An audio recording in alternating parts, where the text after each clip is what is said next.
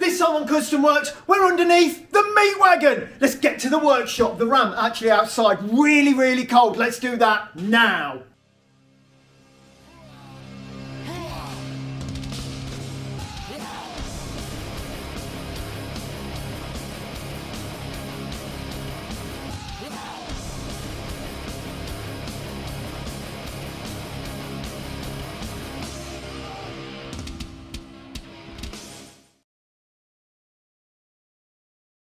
Okay then, so on the Meat Wagon, we've really got to make this thing handle a bit better. It is super slushy, a lot of body roll, and to be honest, the front is probably a little bit too low.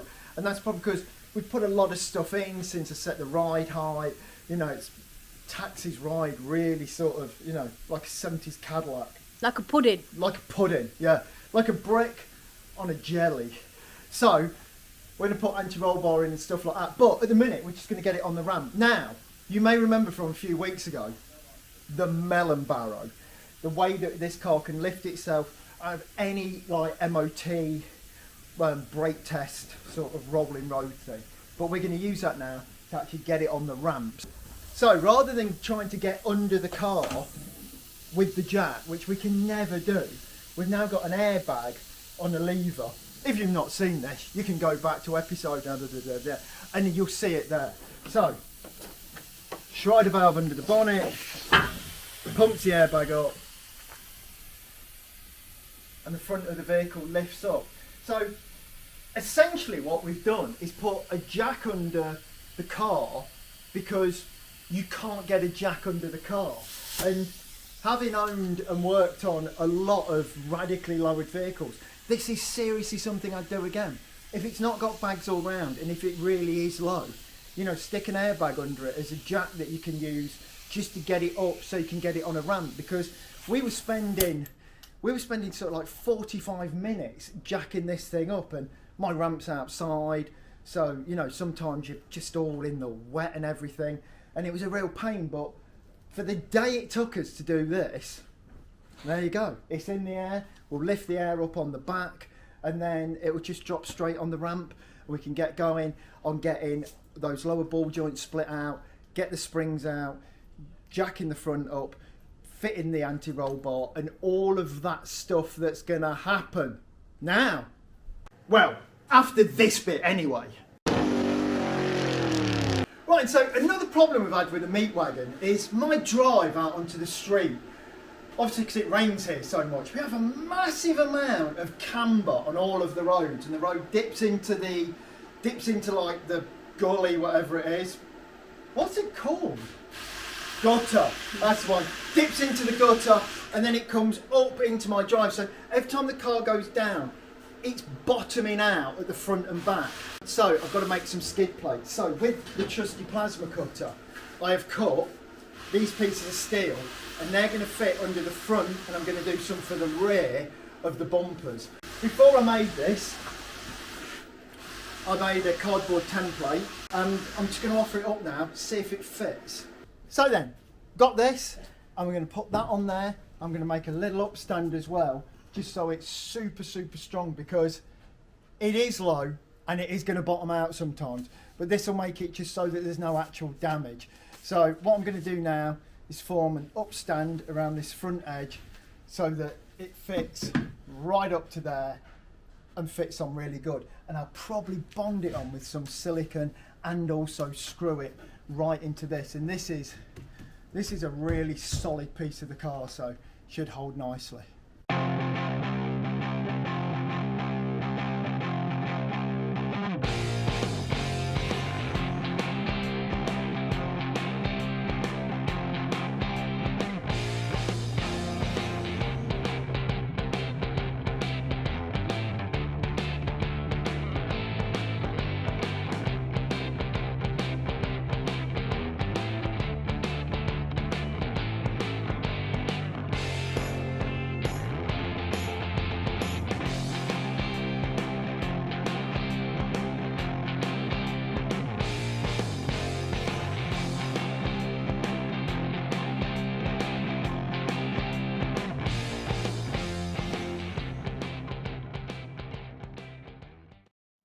the one I've already sort of made, and this fits really nicely on the front of the truck. Let's go and just have one final check of that it's going to sort of fit right before I paint the inside of it. So there it is, it fits really good. Now, I've put lots of countersunk holes in this so I can screw it on well. But also when I put it on, I'm going to glue it on with some clear silicone. And clear silicone really sticks like so strong, and it's got a bit of movement as well. But before I do that, I'm not going to paint the outside because like rust is the thing with this truck. So it's metal, I might as well just actually make it rust. But what I'm going to do is paint the inside, because what will happen is water will collect in here and then the rust will make the glue ineffective, and then, well, the glue won't stick. Even though it's going to be screwed, I want to make sure I've got as much adhesion and attachment to this as possible. So to make sure I've got that like super adhesion to the bottom of the bumper, I've already painted this in etch primer. And the etch primer will stick to the metal a lot better than the silicone would, and rust ain't going to come up and like separate the two things.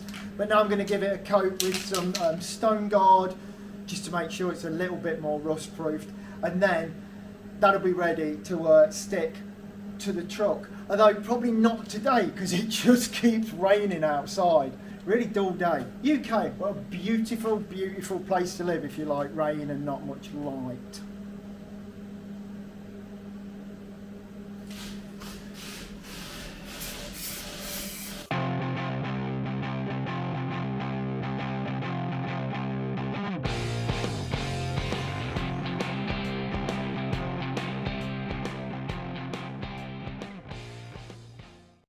That one pretty much done, ready to bond and screw on when it's dry.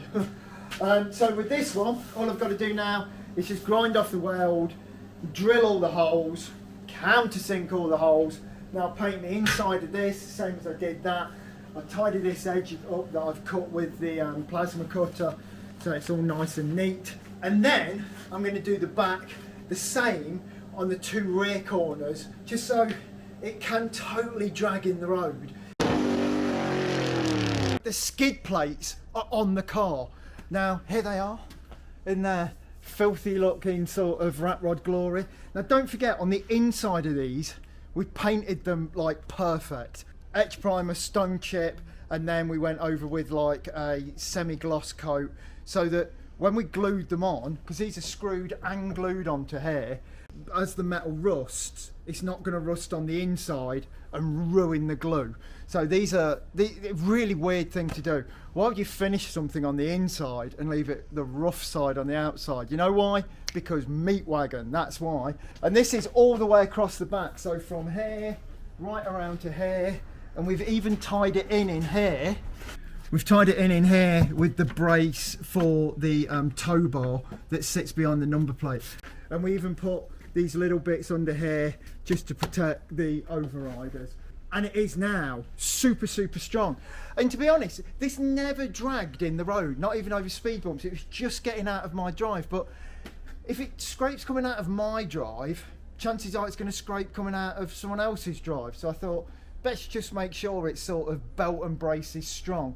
And we've also done the same on the front. See how cold it is today? There's actually icicles hanging off the Meat Wagon.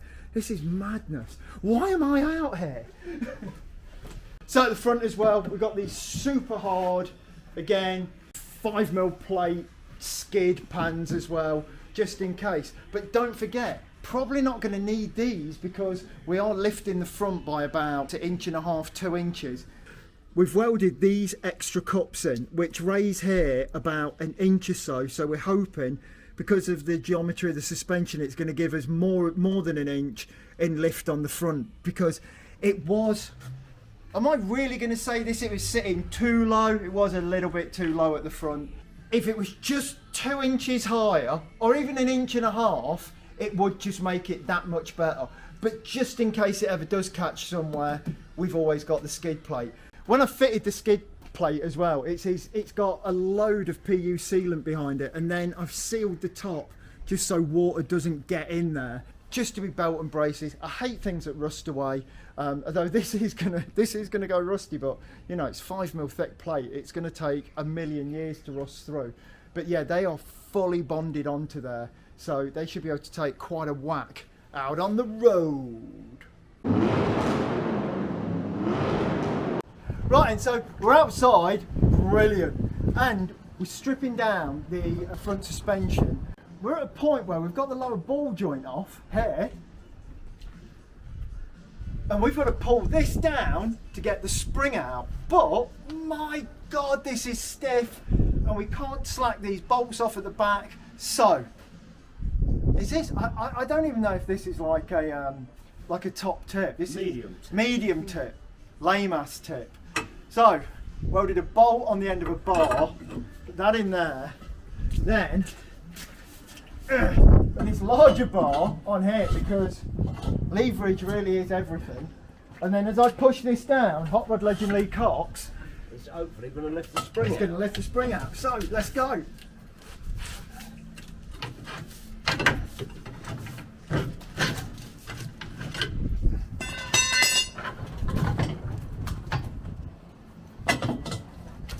Ta-da! This tip has been brought to you by Hot Rod Legend Lee Cox, myself, Paul Bacon, and the gift of leverage.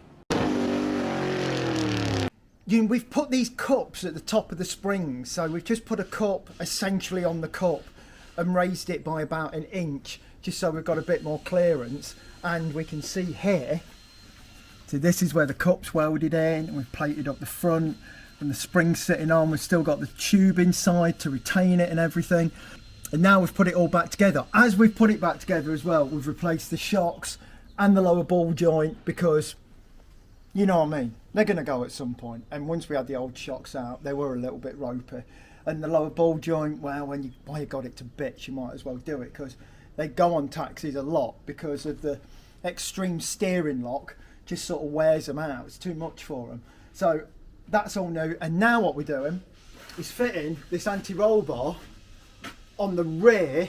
We're going to mount it somewhere here, so we're just making some brackets so that we can clamp this to, and then we'll come out to the chassis member on like a dog leg, and then we will have anti-roll bar, and then the Meat Wagon is going to handle, well, a little bit, no, let me say it, the Meat Wagon is going to handle a little bit better than it used to. You know, not it's not going to go around the corner quick, but it's going to handle a little bit better thanks to this. And this should be on the front, but we've got the melon barrow on the front, and don't forget, this car's still going to sit low on the front, so it's nice to have the jack to get it out of the rolling road at the MOT station. And when this went for its MOT, literally it was on the floor, so even if we've raised it like 2.5 inch, that's still going to be very low, and you'd never get a jack under it.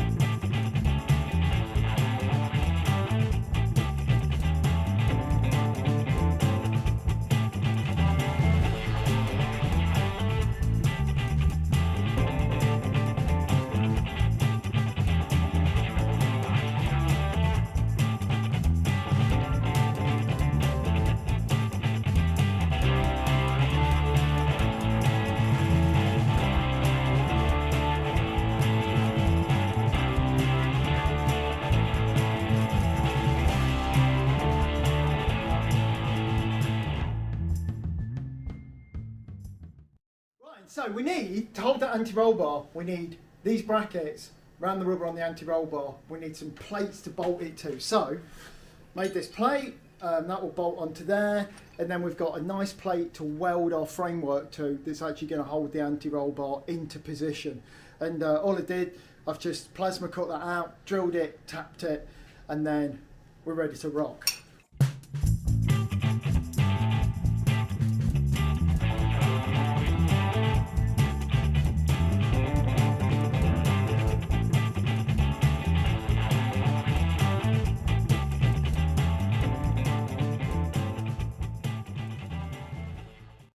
We've now got anti-roll bar in place, and we've got a plate on, so all we've got to do now is put a support between here and the chassis rail just there, and then gusset that in, and it should be spot on, and we should have less rock and roll.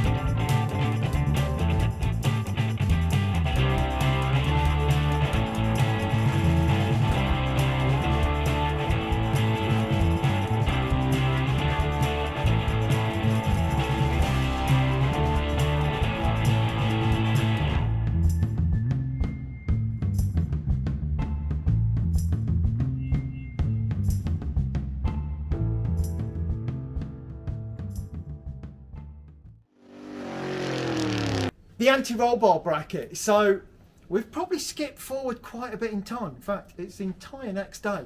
But here they are in all the glory. Whoa, there's some welding up there. Very difficult to weld. We welded this flat piece down, and then we've braced it with these two sort of gussets, making it like an I-beam.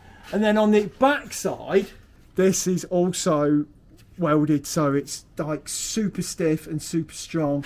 And then, even though it don't look like it's welded there, it's welded on the inside also, and we've done it on the other side as well. So they are really, really tough, and they're holding the anti-roll bar nice and solid in there. We've got brand new drop links, brand new ball joints, brand new shocks, and this is all going to go towards making this thing actually handle more, you know, like a van than like a brick on a jelly, which currently it does. But it's all going to make it a hell of a lot better. Right, and so we've lifted the front of the truck, and we're going to see if we can get it out of the drive without all that scraping and damage that we had when we went for the MOT. At the minute, the back's right down on the air, but Lee, lift up the back. Let's get it out.